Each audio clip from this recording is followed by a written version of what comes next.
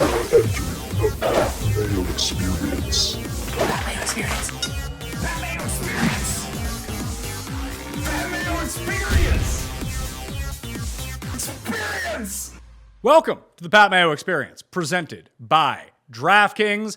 Now that golf major season has concluded, it is time to seriously focus on what is happening with football. People know this as golf during the football offseason, football during the football season, and now it's officially the football season. So we got to figure out what we're going to do, the projections, who we're going to bet on, all of that fun stuff. Ross Tucker is going to be joining me early next week to break down some early camp news and offensive lines and all that stuff I know nothing about. So hearing it from a former player is exactly where you want to be on that front. So a reminder to smash the like button to the episode, sub to Mayo Media Network, and sub to the audio podcast where most people listen to this show, because we got a lot of football coming at you in a very condensed period of time, and then for 8 months straight. So Aaron Schatz from the FTN Guide this time around is joining me to kick this all off. I'm super excited you've teamed up with FTN, and I'm super excited to read this entire giant season preview. When is everything dropping?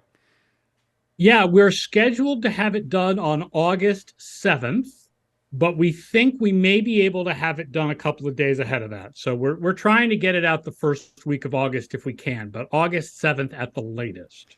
So it's perfect for when people are taking their early August vacations, whether it be a drive, whether it be a flight. Hey, some reading material you got going on. Yeah, I mean, for folks who know about our Almanac, we've done this. This is going to be our 19th year with the preseason guide.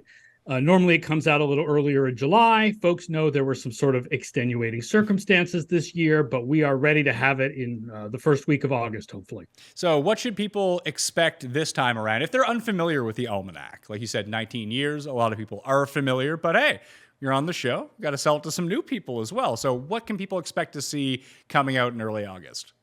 Well, I mean, we're prime analytics people, so you're going to get a lot of advanced stats. We're known primarily for DVOA stats, but you're going to get all kinds of breakdowns of teams. You're going to get all kinds of stats from the FTN data charting, such as cornerback coverage and broken tackles and pressures allowed by offensive linemen.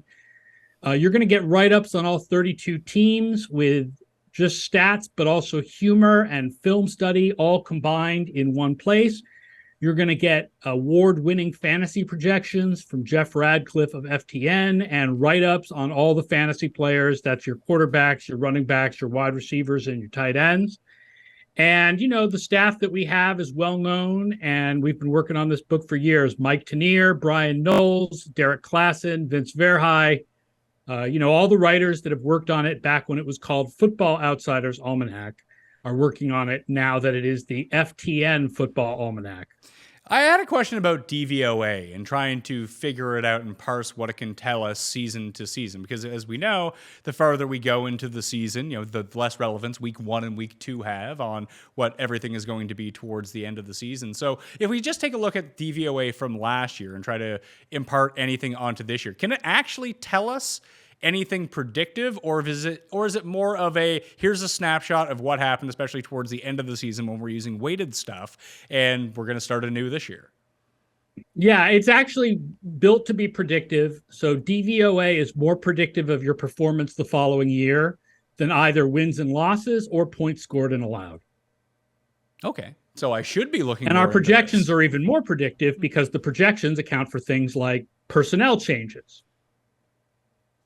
And there's been a lot of teams who've had the flip-flop with that. I guess just on the outset, without spoiling too much, in the conversation that I wanted to have with you today are teams that might be looking a little bit better than maybe the public perception thinks of them, and how maybe I can translate that into win totals, because that's really what I'm concerned about at this time of the year, is trying to figure out those undervalued teams to make the playoff bets, or hell, even miss the playoff bets with teams that we know or at least think are going to be very good, yet might be kind of lackluster when it comes to the numbers. The Jets, I think, are the most interesting example of this. They've already started their mini camp. They're going to be in the Hall of Fame game, and people love the Jets this year. There's someone who came on this show, noted insane person, Tim Andercuss, to predict them to go 15-2 this year. That seems a bit lofty, but are the Jets actually projecting out well, or is this just a big hype machine?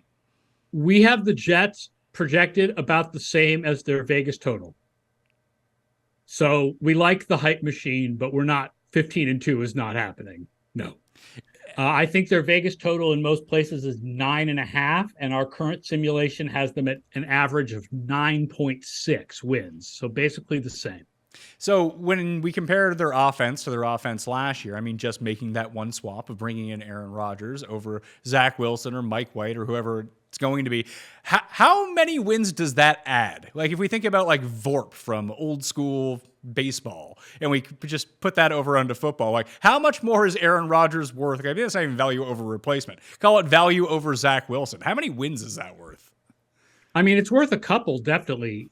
You obviously, look, there's only 17 to be had in the NFL, but quarterbacks are worth more than anybody else, right? So quarterbacks, there are a couple of companies out there that do wins above replacement type stats, and the quarterbacks are worth much more than the players at other positions. So, even if Aaron Rodgers is what he was last year, not what he was when he was an MVP a couple of years ago, that's worth a couple of wins to the Jets. What's really interesting about the Jets is the defense, because normally a defense that improved so significantly and was so healthy, right, you would expect to regress the next year because they're going to have more injuries and be closer to their performance from the past. But the Jets had a very low takeaway rate. And normally defenses that are really good with a really low takeaway rate stay good because they get more takeaways the next year. So we have the Jets defense projected as being very good again this year. Interesting, because I always found that, offenses, if they remain relatively consistent with quarterback, Yes. not a huge over an offensive line, and the primary receiver, then generally they're probably going to be around the same, a little bit worse, a little bit better, depending on how some of the breaks go than they were a year ago. And that defense can kind of flip wildly. Like one of my favorite things to do as a part of trying to mine some win total overs is just take a look who were the worst defenses last year and just come to the conclusion that, like, even through variance, they could be league average just based on a few plays. I mean, not a few plays, but enough plays here and there. Defense is harder to project than offense. And the range of projections for offense, like where the best teams are projected and where the worst teams are projected, is a much wider range than the range of projections for defense. Is there anything so the Jets have a low takeaway rate. Is there any correlation between that and potentially the style of defense that they play, or do we just attribute takeaway rate as sort of a baseline number for every single team, and they should be either above or below that? Or is it that they manufacture their defense in a certain way to make sure that the ball gets thrown to this spot where it's not necessarily going to be intercepted, but it's not going to be complete at the same time? Because I always feel like that's the hardest part for me to parse when it comes to some of this stuff. It's interesting. I've never studied particularly if certain schemes have fewer takeaways than others. I think my guess is it's a combination of the two. But in general, the idea that your takeaways are going to be more related to just how good you are overall is probably a stronger effect than the type of scheme you play affects the takeaways. The effect of regression from year to year in takeaways is pretty strong. Right? Teams that have lots and lots of takeaways tend to have fewer the next year. Teams that don't tend to have more the next year. And it would make sense, too, that the Jets would move up simply because their offense is going to be better this year. They'll score more points and thus keep teams passing against them at a higher rate than they were last year, rather than, Zach Wilson's on the other side of the ball. Like, we only need to score 13 points in this game. We can just milk the clock the entire time and not have to put yourself into a position to make riskier throws, which would then, or even dropbacks, which would lead to pressures, which would lead to turnovers, at least with interceptions and fumbles, those being the main cases of finding those takeaway numbers, right? Right. So, I mean, it does help to, better offense helps the Jets defense face more passes, which is what their strongest stat is, pass defense. But they're just a really good defense overall, and they should have more takeaways this year. And that should counter the fact that they also should have more injuries this year. I guess that makes sense too. Is if we're going to have a regression upwards in terms of takeaway rate, a regression back down towards an unhealthier year would almost have to be expected. Are there teams that you've found, like training staffs? I know this was like the Phoenix Suns thing forever, that they just keep their players healthier. Well, here's the thing. I would have said the Rams until last year. The Rams had a 5 or 6 year streak of being very healthy, and then last year they were the most injured team in the league. They're an interesting test case for me this year because they were a team that I was looking at because everyone's just out on the Rams now. They lose Jalen Ramsey. They can't afford to keep up this super defense. They went all in to win the Super Bowl, and they won the Super Bowl. And now they're going to have to pay the consequences of being all in for 3 or 4 consecutive years. But when I take a look at their offense, like, what if Cooper Kupp comes back and he's Cooper Kupp? What if Matt Stafford isn't nearly as injured as he was last year and all of a sudden he's just healthy? Like, shouldn't they be all right with those guys back?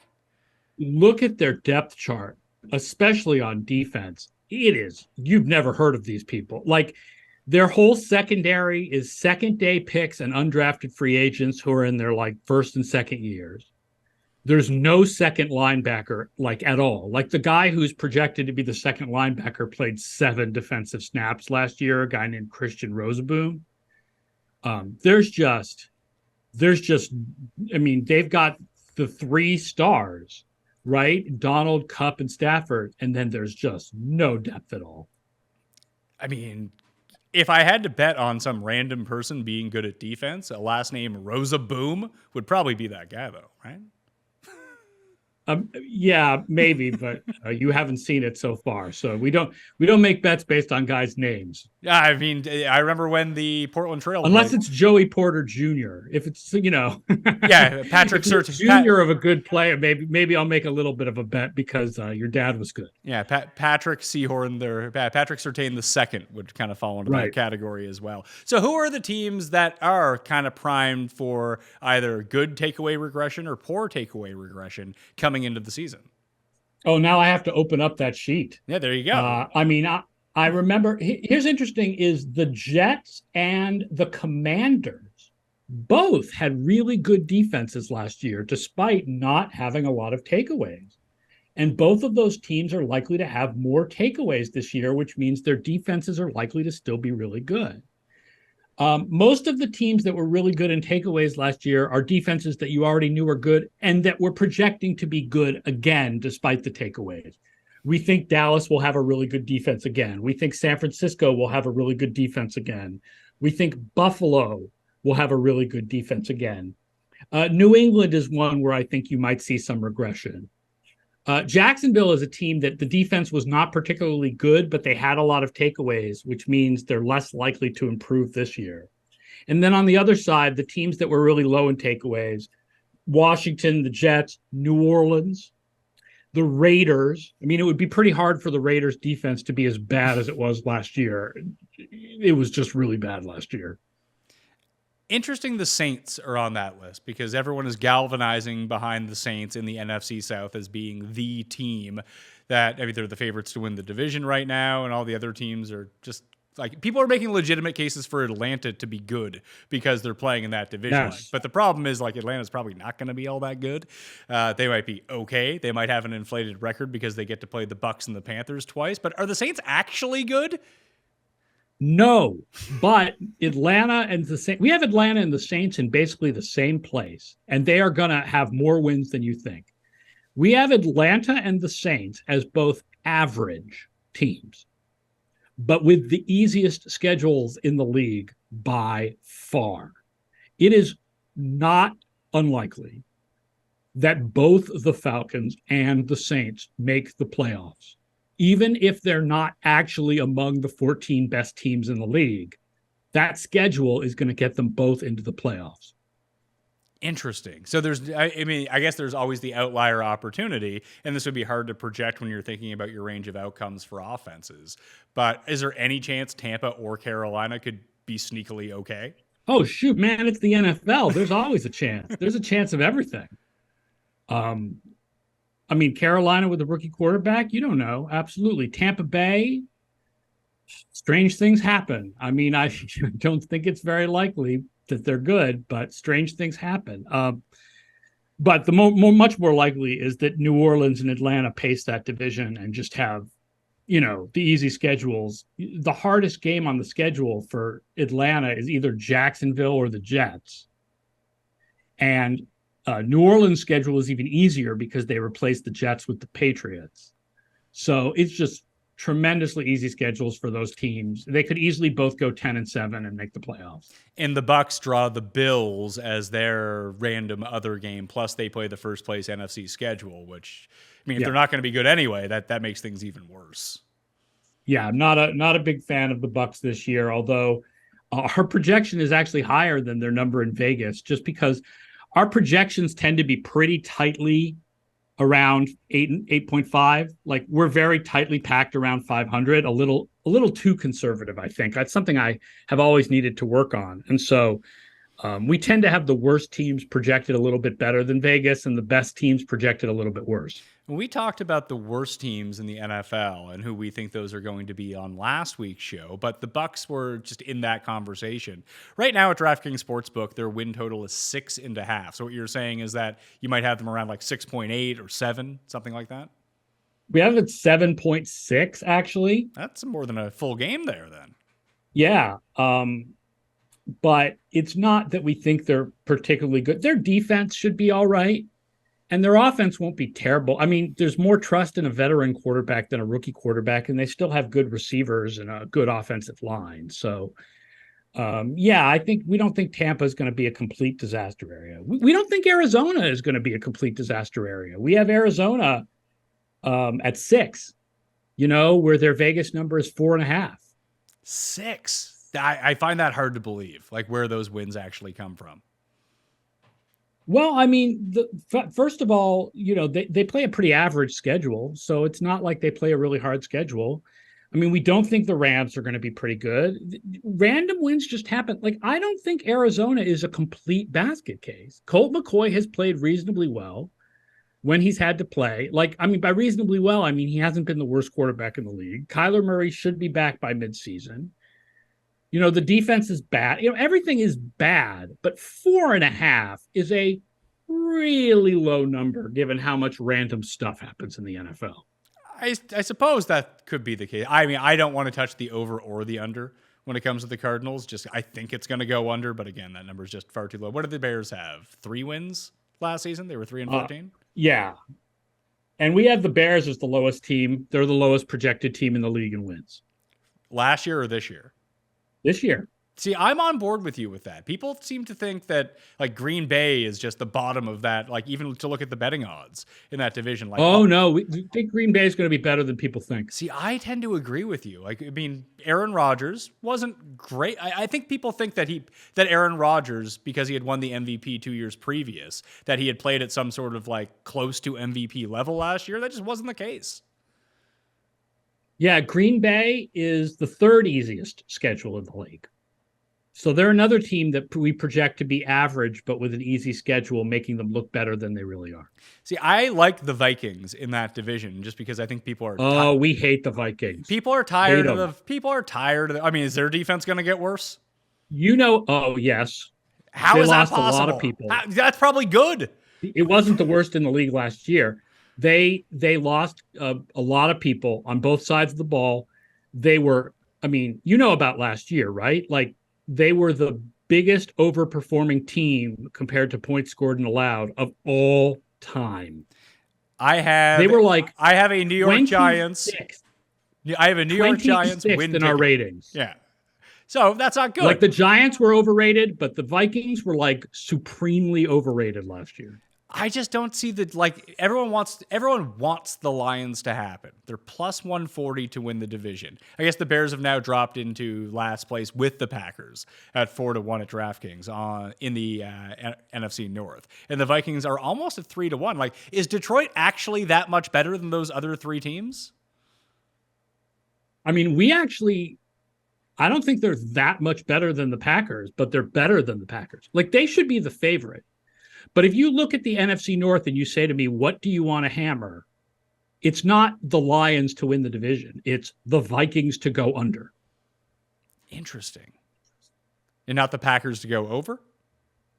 Yeah, I'd rather hammer the Vikings to go under, actually. I don't know. I just feel like the Vikings are an unsexy team every single year, and they retain a level of, I don't want to say mediocrity because they've been better than that in terms of whatever their projected like Pythagorean win total is going to be. They always just seem to excel over that, kind of like the Steelers with Mike Tomlin, where they just seem a lot worse than they actually end up being. The Vikings kind of have that vibe to them. But the Steelers don't project to be bad and then turn out good. The thing about the Steelers is they just project every year to be average to good, and they come out average to good. Like, it's not like they didn't outperform didn't have a better record than their underlying stats would necessarily indicate last year.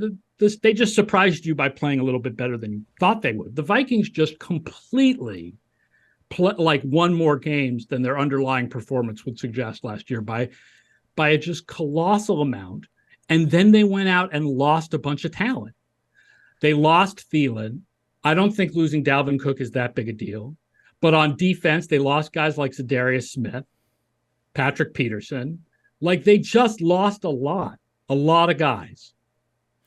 8.5 is their win total right now at DraftKings Sportsbook. Yeah. And the under is juiced up money at the moment. It's plus 110. But you could even, if you think they're going to be really bad, you can go 3-1 under 6.5 wins if you want to. That's a little not happening, probably, but yeah. Well, we talked about the Jets and where they're coming out. I'm just curious about the AFC East because it does seem like people have kind of planted their flag that the Bills are still going to be good, maybe not as good as they were in years past. Maybe they will be that good again, who knows? But it seems like the division itself has caught up a little bit. But Miami has become a very polarizing team. Their win total is 9.5 right now. It's even money to bet the over. It's minus 120 to bet the under. So the general public seems to have more faith in the Jets than the Dolphins at the moment. But is that warranted? Because it's now year 2 of an entire system with the Dolphins. If you get a healthy Tua, which is a big ask for all 17 games, are they better than the Jets? Yeah, our numbers have the Jets higher than Miami. I think that Miami might be the team where I disagree with our numbers the most. Like, I do think that they're better than our numbers have them. Our numbers have them as kind of an 8.5. And I do think they're better than that. But if you look at a lot of stuff, like, for example, like Tua, he had like 12.9 yards per completion or something close to that last year. If you look over the last like 15, 20 years at quarterbacks who had over 12 yards per completion, they like never have that the next year. Like, it would be really rare for Tua to be as good this year as he was last year. And the other thing is, I think people are expecting that Vic Fangio is going to come in and transform that defense. And Vic Fangio is talented, but he does not have a history of transforming defenses.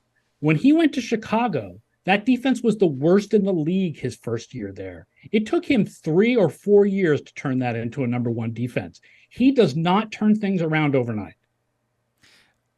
Just go back off, and because you mentioned when he took over the Bears defense, and when you just said that you projected the Bears to have the fewest amount of wins in the league, I don't like the Bears. Their win total is 7.5, and to bet under 7.5 is plus 110 right now. Yeah, I mean, I think people just feel like, well, they gave Fields some stuff. Fields will be good. You don't know that. We want to believe. You want to believe Fields will be good, but you don't know that. I'll probably dive into this a little bit more with Ross on Tuesday, but obviously the running backs discussion has come up. Apparently there's a big group thread with running backs in the NFL where they're all, saying exactly the same things at exactly the same time when no one's getting their money at the position. Is this I've just seen so many different theories about how to work this out to make things better for the good running backs, to make sure that they can get their bag either earlier than they normally do. Although if you're the number 2 pick in the draft, you got your bag already, depending on how running backs are being paid. But is this just an issue of the very best running back versus the 4th running back that you carry on your team when it comes to dollars and cents of paying the 4th guy versus the talent level? The gap between the money is just so much more important than the gap in skill? I think that, yes, I think I agree with you. What it comes down to is when you look at how much more important passing is than rushing, and then you look at, it's not that the best running backs are bad. It's that the worst running backs are good. There is there are too many good athletes at the position. And therefore, you ask yourself, let's give one example.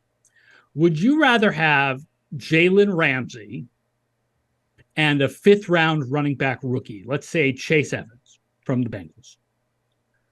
Or would you rather have Derrick Henry and some fifth-round cornerback rookie?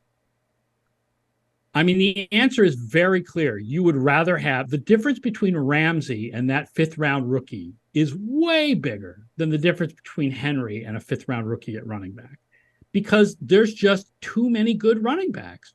You can't give a ton of money to the best ones, because you can get 80% of the performance for 20% of the money by paying less, and then also you guard against injury by paying 2 or 3 guys less money instead of having one stud who you spend a ton of money on.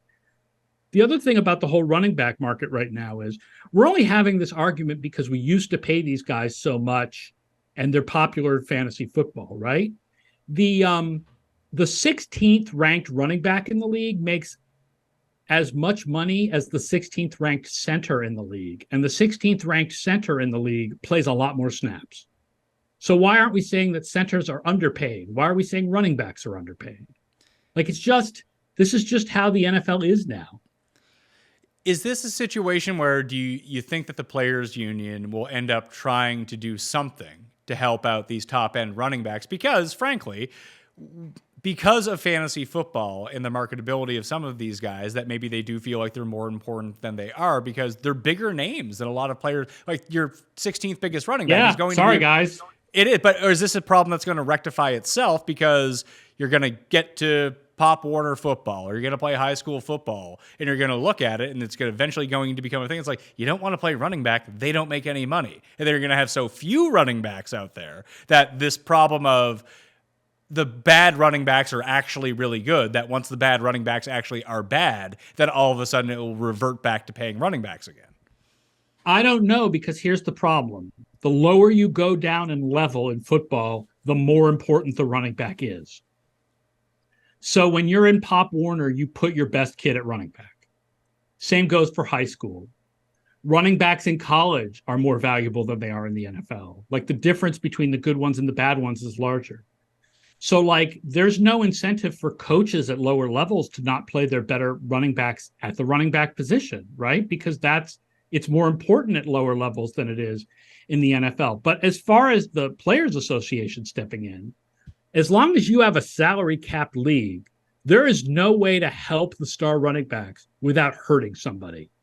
Either you're going to hurt players at other positions, or you're going to hurt the lower paid running backs, right? There's only an X amount of money for everyone in the league.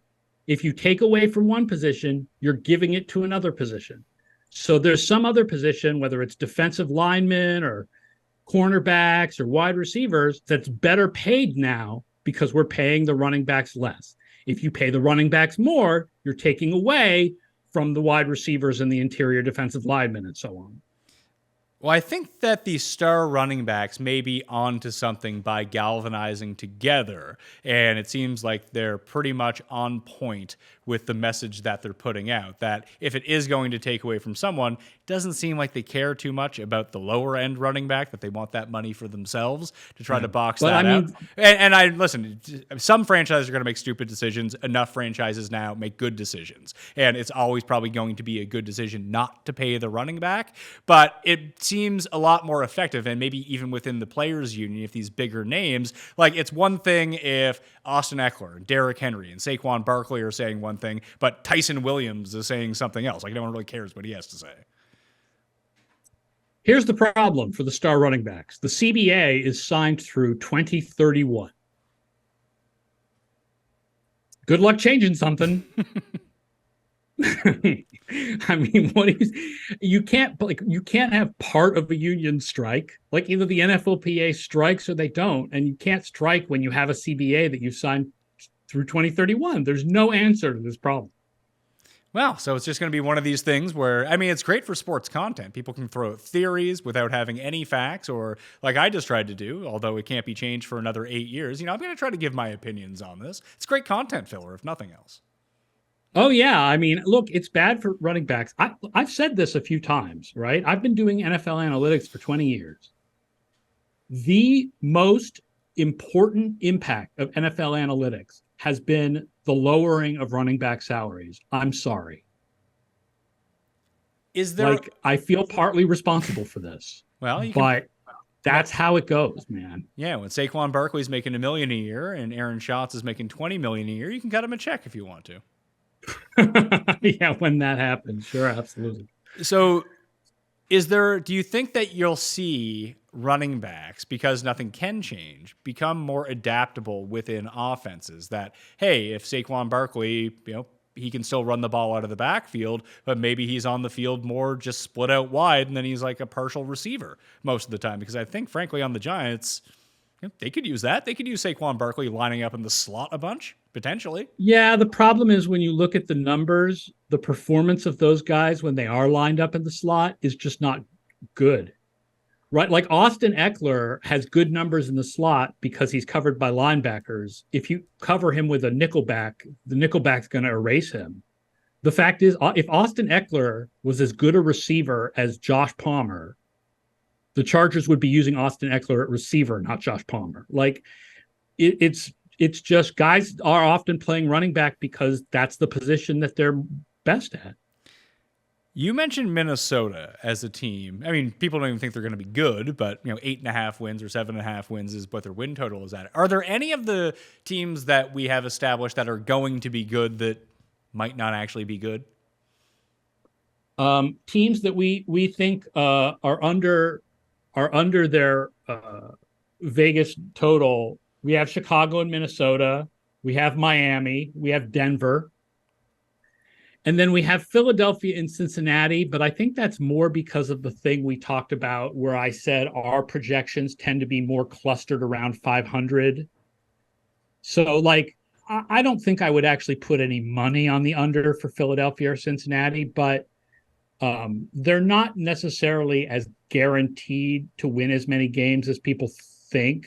I mean, they're at 11.5. I think maybe Philadelphia, I might put a little bit on the under just because I don't know if their defense can be as good as it was last year. But, I mean, those are still going to be really good teams. Most of the money right now is coming in on the under for both those teams of 11.5. It's minus 115. Yeah, so I guess the money agrees with our numbers. It does, yeah. And that's probably, if people are betting, if markets are moving and adjusting in a certain way at this point of the year, or even in June, in May, whatever it might be, it's not me putting down $20 on the Eagles under. It's people hammering some of these lines to get them to where they need to be. So if your numbers are showing that, I'm sure that large gambling syndicates numbers probably have shown the same thing too. What about the Bills? Because it feels like people are over the Bills. They were the flavor of the year the past 2 years. Now we're just moving on. Do they remain being one of the best 3 or 5 teams in the league? Yes, absolutely. We have them as the number one projected defense. Like I don't get the idea that the Bills have taken a step back. I don't understand. They lost an off-ball linebacker. That's like the least important position on defense these days. Like, I mean, yeah, Edmonds is good, but adding Leonard Floyd is probably more important than losing Edmonds. The offense is pretty much the same people. I mean, plus Kincaid. I don't understand this idea that the Bills are taking a big step back.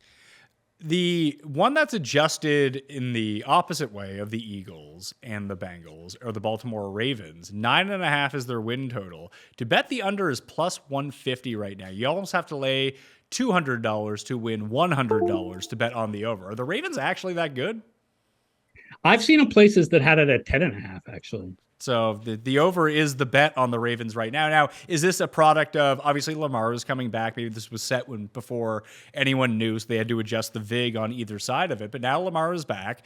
They draft a receiver. Bateman's coming back. They sign OBJ. Everything seems just great in the land of Baltimore. But Is this just a product of they're actually really good, or is this sort of another fantasy football thing? I was like, oh my God, they got Odell Beckham. Like, how good is Odell Beckham going to be? Is he going to be great? No, I think the Ravens are pretty, we have them as a top 10 offense. We think we have their defense is about average. You have to remember with the Ravens, you have to price in the fact that they have by far the highest probability of gaining value on special teams. Like our special teams projections, the Baltimore special teams projection is like way ahead of anybody else because they're just so consistently good on special teams. And you kind of have to price that in. So, I mean, I like Baltimore at 9.5. I would go over, and at 10.5, I might go under. Interesting. Trying to middle yourself there and see if they just end up exactly with the 10 wins. 11.5 if you think they're going to. How much is putting, like, when you process out the win totals? So you have Baltimore. Obviously, Cincinnati is projected for more, even though you have them going under the 11.5. But that's still a lot of wins. Pittsburgh's baseline is probably going to be pretty good. And then what do you do with Cleveland? Like, is Cleveland good? Is Cleveland bad? Are they mediocre? Or are they just going, like, how do you even try to assess Deshaun Watson at this point? We like Cleveland. Here's what Cleveland is about. Cleveland is about the question of sample size. Okay? Which is more likely that Kevin Stefanski's offense is good, which it was for a couple of years with bad quarterbacks, or that Kevin Stefanski's offense is bad, which we saw in the last 6 games of last year? Like, which is more likely, 2.5 years or like 6 games? I would say the answer is 6. Yeah. 2.5 years. And the same goes for Deshaun Watson. Which is more likely, that he's the quarterback we saw for his entire career except last year, or that he's the quarterback we saw last year for 6 games? The answer is it's more likely he's the guy we've seen for his whole career. So it's much more likely that the Browns are good and that their defense also has a lot of signs of improvement. So I like the Browns this year. I think they're going to contend for the division title. I think the AFC North is the best division in football. Is the NFC West the worst division, or is it the NFC South? The NFC South. Just because the Niners, and I guess, are the Seahawks going to be good? Yes, because the Seahawks are average. Seahawks are average. Like, they punched above their weight last year a little bit, didn't they? We think the best teams in the NFC South are average, right? Like Atlanta and New Orleans are about as good as Seattle. But there's no team like San Francisco in that division. I want to end with this because we spoke about running backs and their relative value to the team within the salary cap. You mentioned off-ball linebackers, maybe not the most value. What are the least valuable positions to a team to pay? Not to say that there's bad players at these positions and that they can't make an impact, but if you're constructing a team as a GM and allocating your salary cap, which positions are you like, yeah, we'll figure that out off the discount rack? Long snapper. As far as like non-special teams specialists, on offense, running back and guard, and on defense, off-ball linebacker, and safety is a little less important than, edge rusher and cornerback are the most important, then the interior defensive line, then the safeties, and then the off-ball linebackers. Okay. So you would just allocate your money, just come up with a spreadsheet, derive relative importance per position of what you need to construct your team with, and just pay the people out that way? Like, is it? Well, obviously, It depends on who you have available to you, right? I mean, I said guards are worth less. Guards are generally worth less than tackles and centers, unless you have like Zach Martin, right? Right. So it's like, it depends what's available to you. If I took over a team and they had Zach Martin at guard, I'd pay Zach Martin. The dude's a Hall of Famer. But if I was starting from scratch in an expansion draft, like, I'd be unlikely to spend a lot of my expansion capital at guard. Like, I'd be much more likely to try to get the best players possible at quarterback, wide receiver, tackle. Now that you have not quite completed the Almanac as of yet, you mentioned there's fantasy projections in there, Jeff Ratcliffe providing a large bulk of that. Jeff and I, very good friends. He's probably going to be on the show here in a few weeks. Is there anything that you learned from maybe his process, or even seeing what his projections spit out versus what you guys do from a team concept and a position concept to track, let's call it real football versus fantasy football, that maybe there was more crossover there than you thought? Well, the funniest thing I think I've learned from his projections is don't get hung up on projecting interceptions. Like interceptions regress to the mean pretty heavily. And honestly, at -2 points per interception for a quarterback, they don't mean a lot to a quarterback's fantasy points. So Jeff just doesn't spend a lot of time worrying about interceptions. He's much more worried about usage and yardage. Yeah, you can find, like, we're doing our projections at runthesims.com. We're putting those completely free out there. You can go and manipulate them any way you want. One of my favorite things to do with fantasy projections, this was always my Jameis trick back when he played for the Buccaneers, it's actually kind of helpful that he throws interceptions, because all interceptions do for him is keep him throwing the entire game. Yeah, that's also true for fantasy purposes. A lot of times the guys with the most interceptions are actually good fantasy quarterbacks. It's true. Yeah. But, you know, people reading our Almanac for years will look at the interception numbers and they'll be like, oh my God, like, how do you have Patrick Mahomes with 15, you know, or something like that? Whereas for fantasy purposes, the difference between 15 and 11 means nothing. So it's just not important. Yeah, the difference means absolutely nothing, especially if you throw an interception and it's a pick six and you immediately get the ball back. And let's say you go down the field and score a touchdown, then you've negated 2 interceptions or a fumble or whatever it might be, depending on your scoring, almost immediately in the grand scheme of things. And it's always just funny to look at things that way, because, you know, it's like when people try to play a fantasy defense, like, oh, well, the Jets have a great defense. Well, they don't get any turnovers. They're not actually a good fantasy defense. You kind of want a team that gives up 25 points who encourages the other team to throw to give them more chances for sacks and interceptions. Right. And of course, like, what matters most when you play a fantasy defense is what offense they're playing that week. Yeah, 100%. And the game flow and the game totals that go along with it. Last team I wanted to ask you about is the New England Patriots. Is there a chance they just bottom out? No, that's the problem. As a Patriots fan, I'm a Patriots fan. I live in Worcester, Massachusetts.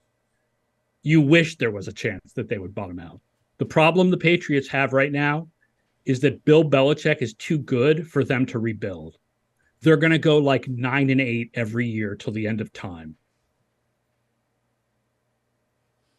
Is it a Mac Jones thing? Like, maybe Mac Jones just is somehow worse this year. And those receivers don't look very, I guess. And you said the defense might regress a little bit. Like, there's a chance. I mean, anything is possible, but it's most likely that Mac Jones is better. Because look at how good Mac Jones was as a rookie when he had a real offensive coordinator. Now he has a real offensive coordinator again. He's behind a reasonable offensive line. They don't have a number one receiver, but they have a deep receiver room and good tight ends. Right? Like, it's very likely that Mac Jones is better than he was last year. They have the hardest schedule in the league. If anything's going to make them bottom out, it's that. They have the hardest projected schedule in the league. But I just think Bill Belichick is too good a head coach and too good a defensive mind for that team to go 4-13.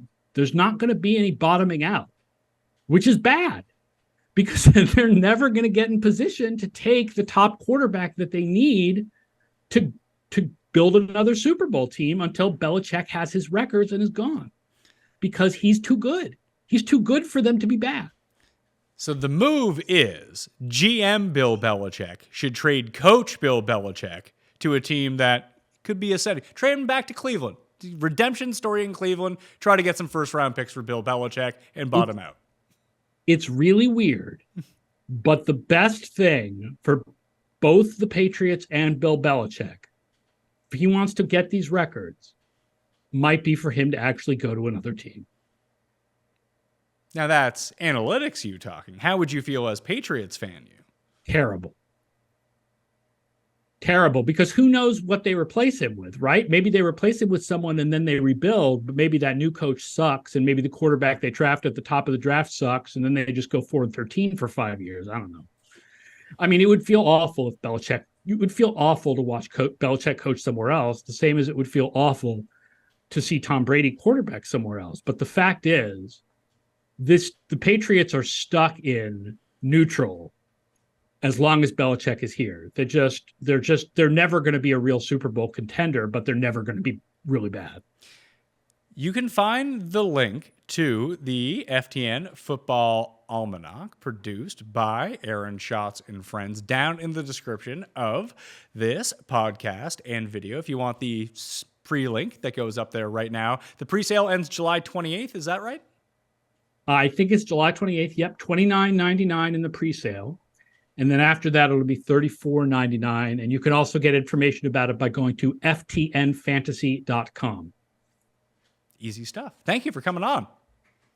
Thanks for having me, man. Yeah, no problem. If you out there want some more, again, you can find the link to the presale down in the description right now. You can also find the link to runthesims.com, create a free account, make your own projections, and then obviously the DFS and betting info will be coming once the season actually comes along. Reminder to smash the like to the episode and sub to Mayo Media Network for more full-time football coverage coming at you now that August is just on the horizon.